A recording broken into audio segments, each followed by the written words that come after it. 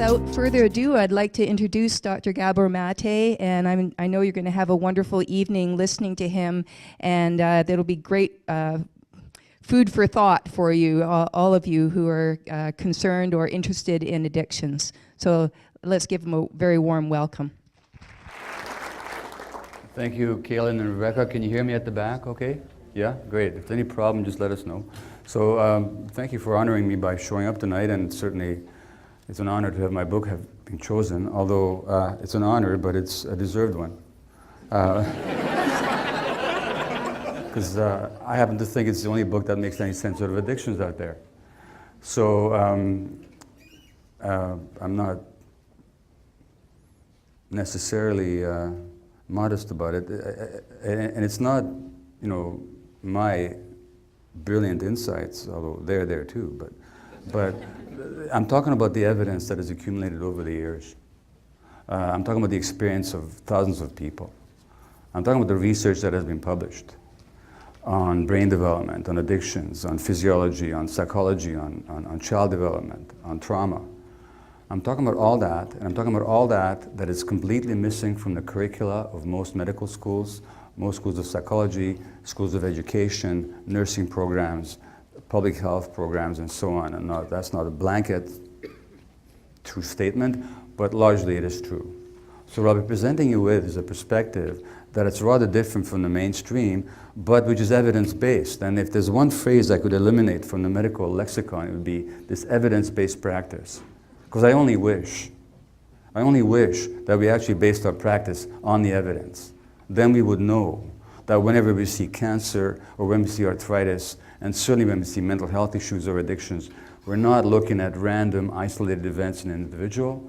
We're looking at something that has a history that is rooted not just in an individual, but in the history of that individual's family over the generations and in a larger society.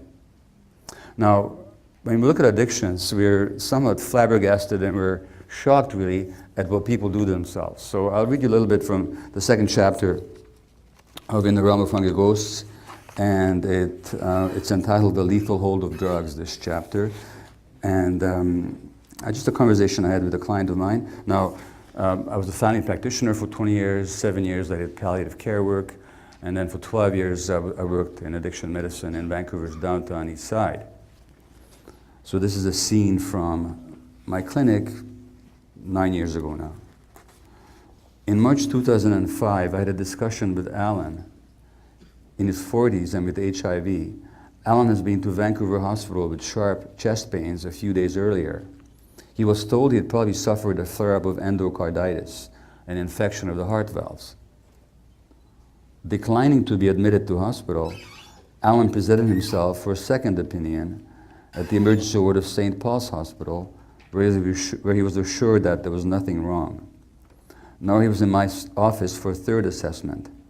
On examination, I can see that he isn't acutely ill, but is nevertheless in terrible shape. "What should I do, Doc?" he asks, raising his shoulders and spreading his arms out in helpless consternation. "Okay," I say, reviewing his chart. "Your father died of heart disease. Your brother died of heart disease. You're a heavy smoker. You have a history of endocarditis from IV drug use. I'm treating you for cardiac failure, and even now your legs are swollen because your heart isn't pumping efficiently. Your HIV is controlled by strong medications, and with your hepatitis C, your liver is just hanging in there. But you still keep using and injecting, and you're asking me what you should do. What's wrong with this picture?" "I was hoping you'd say that," Alan replies. "You need to tell me that I'm a f***ing retard. It's the only way I learn." "Okay, I oblige, you're a f***ing retard." "Thanks, Doc. The trouble is you're not a f***ing retard, you're addicted. And how are we to understand that?" Alan died 4 months later, cold blue on midnight, on the floor of his room in a nearby hotel. He was injecting, rumor had it, from a bad lot of methadone heisted in a break-in at a local pharmacy, and subsequently adulterated with crystal meth or who knows what. According to the coroner's office, that little enterprise in independent drug marketing caused the deaths of at least 8 people. "I'm not afraid of dying," a client told me. "Sometimes I'm more afraid of living." And that's the real issue. That's the real issue. Keith Richards, the Rolling Stone guitarist who as you know, had a significant heroin habit. In his autobiography, Life, he says, well, what was all that partying, heroin all about? He says, I suppose, he says, it was about the need for oblivion, the contortions we go through just not to be ourselves for a few hours. So the real issue is, why are so people afraid to be themselves? And why do they find life so challenging that they have to escape their consciousness by obtunding it with substances or certain behaviors? Now, that's not a question that either the society at large or the treatment industry really cares to ask. We have our assumptions about addiction. And the most common and prevalent addiction, and that's the one that informs the legal approach to drug use, is that it's a choice that people are making. It's just a bad choice. So if people are making a bad choice, then what do? Then you deter them from it. Basically, it's the punitive parent approach. The kid misbehaves, you punish him. You're not interested in what the kid is actually portraying through that behavior. You just want to stop the behavior. So it's one of heavy, and as you know in this country, extremely heavy legal sanctions. And the result of that approach is, you're probably aware, that the American population makes up 5% of the world's population as a whole, but 25% of the world's jail population. And that means that every fourth person in the world in jail is a citizen of the land of the free. And that's the result of this idea that this is all about choices that people are making. The second approach, which is what you might call the medical approach, is that addiction is actually a disease of the brain. And it impairs brain functioning and decision making and so on. Now, there's a lot of truth in that, of course. But when you ask what causes a brain disease, and if you go to the definition of addiction given by the American Society of Addiction Medicine, well, addiction is a brain disease and caused about 50% by genetic predisposition. Now, what the choice model and the addiction and the disease model have in common, though, as different as they are, and they almost seem antithetical, because if it's a choice, then why are you punishing it? If it's a choice, then why talk about a brain disease? And if it's a brain disease, then why punish people? So the two seem contradictory, but they have one thing in common. And what they have in common is that they both take society off the hook. If it's genes that we inherited, or bad choices that we made as individuals, then we don't have to look at what actually happens to people in our culture. We don't have to look at what happened to them in childhood. We don't have to look at social policies that favor some groups over others. We don't have to look at the history of certain minority groups in this country or in my country, Canada. It's just choice or genes. So, different as they are, both of these perspectives allow us to avert our eyes from some very disturbing social questions and some very painful individual questions. There's only one problem with that approach. Both those approaches, they happen not to be true. Now, if you look at the genetic perspective, let me give you a clear example, a tragic example actually, that's shared by your country and mine, which is the experience of the Aboriginal people here. Now, there were substances that changed consciousness known and used by the natives prior to the colonization from Europe. There was peyote, as you know, in some areas of North America. In southern United States and in Mexico, there were alcoholic spirits. There was tobacco known to many of the natives, psychedelic mushrooms, and so on. And as I said, not only were these substances known, but they were used. They were used regularly, without addiction. How were they used? Ceremonially.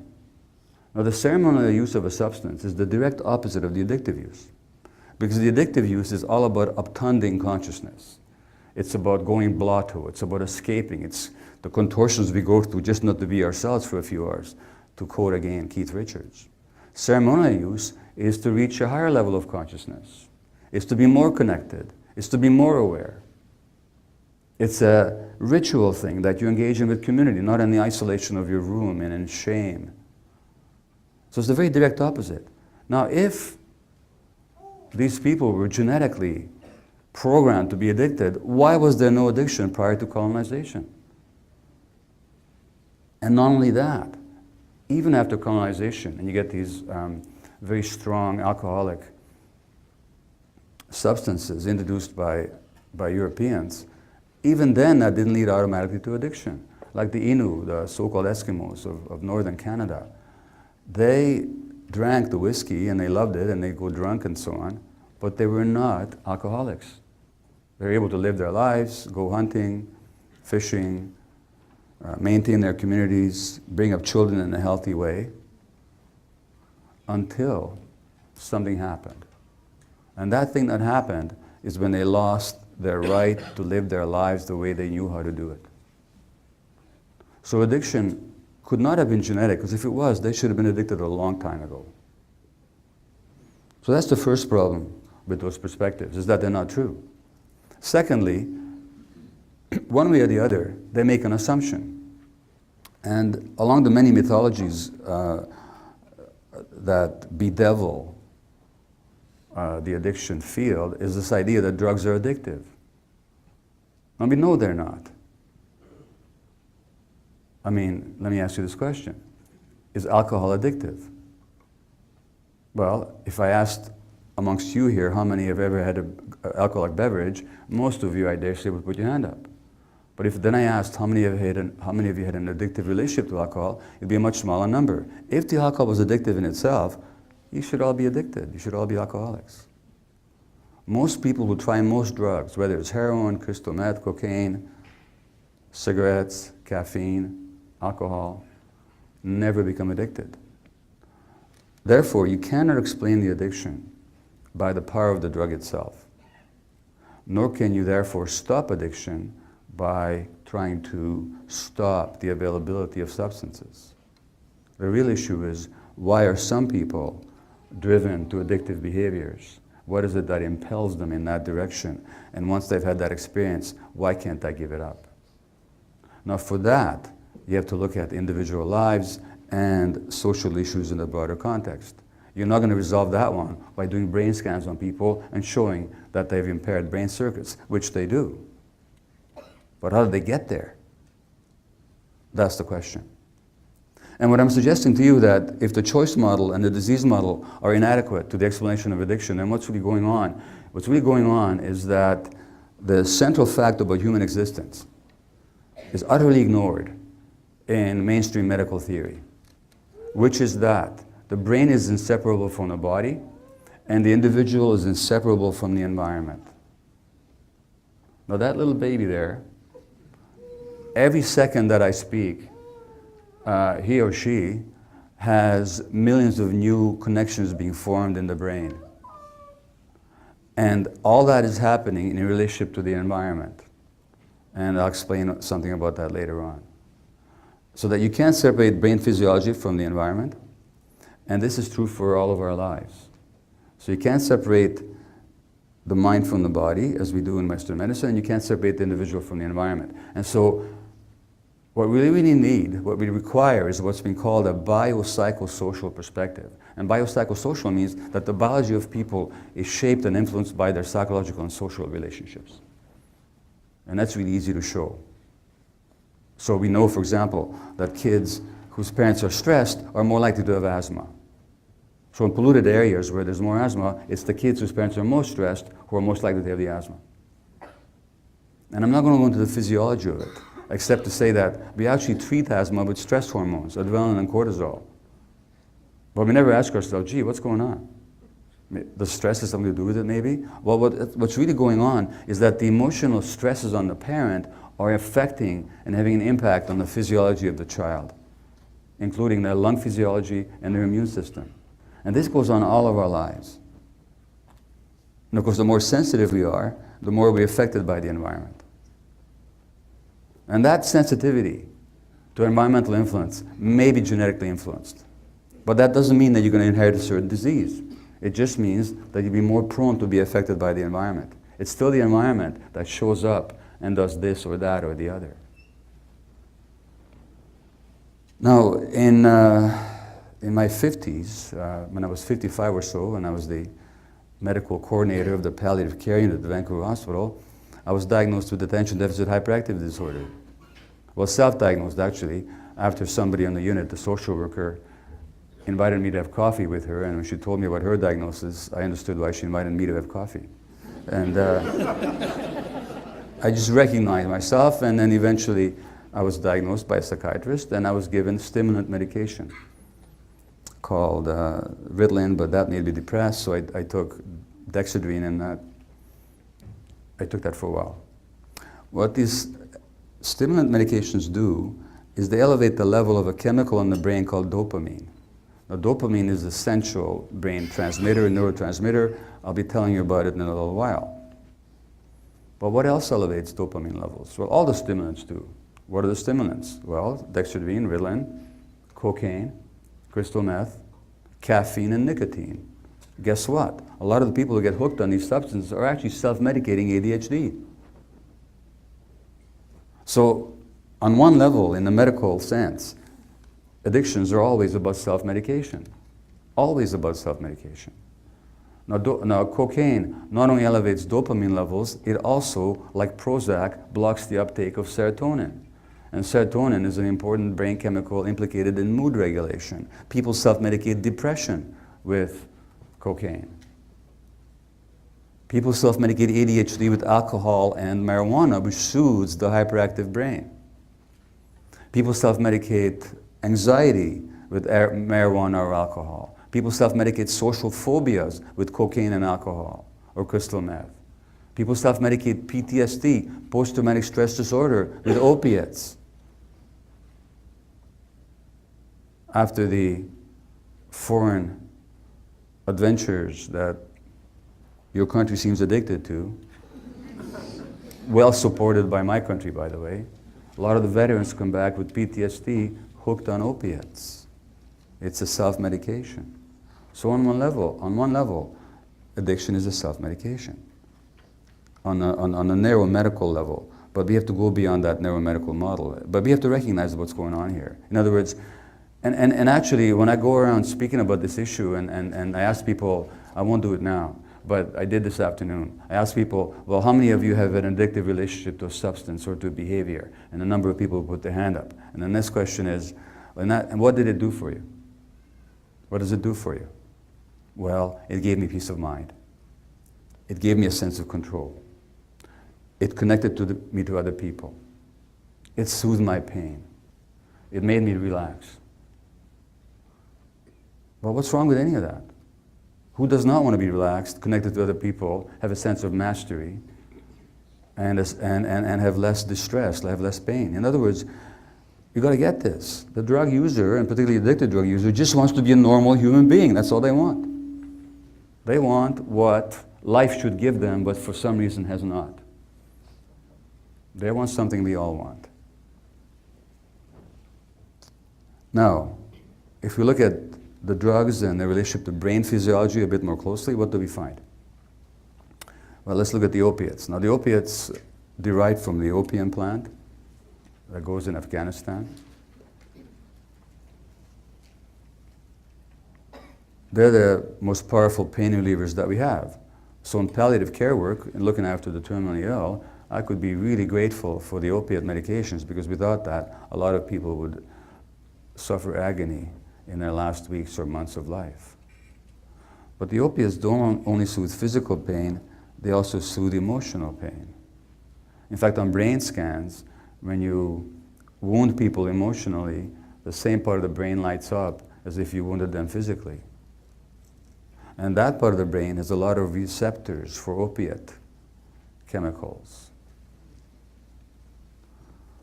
So opiates are pain relievers, physical and emotional pain. As a matter of fact, if you look at the substance of abuse, they all pretty much have a pain relieving quality. Alcohol, as you know, is an analgesic.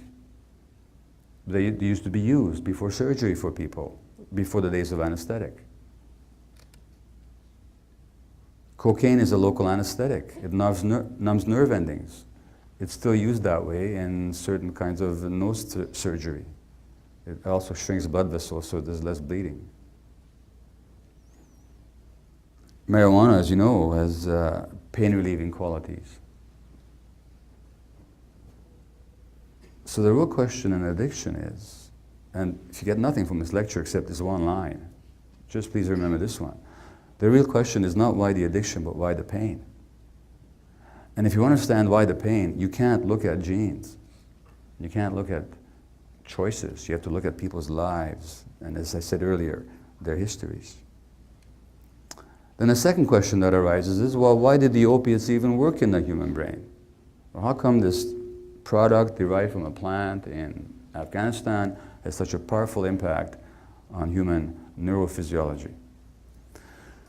Well, the answer, of course, is that we have receptors for the opiates, receptors being molecules on our cells that can receive a messenger substance. And if the messenger substance fits into the receptor, then the two together will activate the cell to do something. In fact, the messenger receptor complex tells the DNA of the cell what to do. In other words, it's the environment that turns the genes on and off.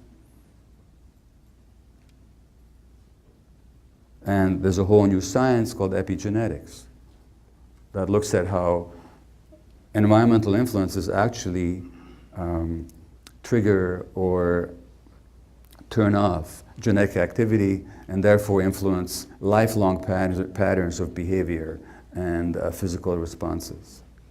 Epigenetics. So we have receptors for the opiates. But now why do we have receptors for something derived from a plant in Afghanistan? Well, of course, the answer is we do not. What we have receptors for are our own endogenous morphine-like substances, which, to put it in abbreviated form, are called endorphins. So we have an endorphin system, we have an internal opiate system. But why do we have that? Well, first of all, for pain relief.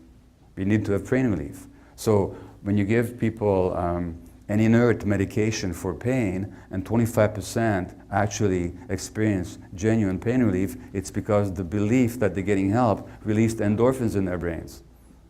It's a physiological effect.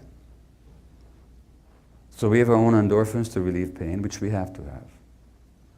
That's their first function. Their second major function, equally important, is the sense of pleasure and reward, elation, joy. Now imagine your life without that. Human life is difficult enough, so that without that sweetening of joy and elation, we would be very miserable creatures. And their third function is actually the most important one. And the person who actually discovered the endorphin system, Candace Pert, called them molecules of love, because they make possible the loving interaction between two people, and especially between infant and parent. So if you took infant mice, this study was done by a great researcher here in the state of Washington, who at least works here now, Dr. Yak Panksepp. And Panksepp showed that if you take infant mice in a laboratory and you genetically knock out their endorphin receptors, these little mice will not cry for their mothers on separation. Now what would that mean in the wild? It would mean their death. So the opiates actually make life possible, because the human infant is the most immature, the most helpless, the least developed of any creature in the universe. And therefore, without that attachment relationship, there's simply no life. And so endorphins facilitate that attachment relationship. And that was exemplified by many conversations I had with drug addicts, but one of them, a sex trade worker who I quote in the book, said that she was 27, and I asked her this question, what does heroin do for you? She said, the first time I did heroin, it felt like a warm, soft hug. And this other fellow, 6 foot something, tattoos, muscles, scars, the whole thing in detox. And I said to him, well, what does heroin do for you? She said, I don't know how to tell you, he says, but it's sort of like you're 3 years old, and you're sick and you're shivering with fever, and your mother puts you on her lap, wraps you in a warm blanket, and gives you chicken soup. That's what heroin feels like. Well, these people are talking about love. So now, Picture a human being who comes to the conclusion, for whatever reason, that without this substance, they're not going to have pain relief, escape from their misery, they're not going to have a sense of reward and joy, and they will not experience loving connection. Well, what do you do to take it away from them? You're going to put a sign on the wall like Betty Ford? Just say no. Just say no to love, pain relief, and joy. That's all you got to do. You know? Now, that's the opiates. Then I mentioned the stimulants, which elevate dopamine levels. Now, dopamine, you take a little mouse, this has been done in the laboratory. You put food in his mouth. He eats it, he chews it, he swallows it. But if you place the food a few inches away from his body, he will not budge to eat it, will in fact starve to death rather than move to eat the food, because genetically they knocked out his dopamine receptors. And dopamine is the incentive motivation chemical. Without it, we're listless, inert, passive, inactive. Sort of like the average football fan. Sorry, I know you won the Super Bowl. You know. About which I may have something to say in a little while. So dopamine flows when you're seeking food, when you're seeking a sexual partner, when you're exploring a novel object or a novel environment, all of which are essential activities for human life. So that's another chemical without which life is not possible. And that's what the stimulant addicts are giving themselves when they do crystal meth or cocaine or nicotine or caffeine for that matter. There are other brain circuits implicated in addiction. One of them has to do with the regulation of stress. Now, stress is necessary. Stress, it's not a bad word, stress. Stress just means a response in the body to a threat. And how we respond, to make a long story short, is after certain brain messages, we end up releasing stress chemicals from our adrenal glands on top of our kidneys.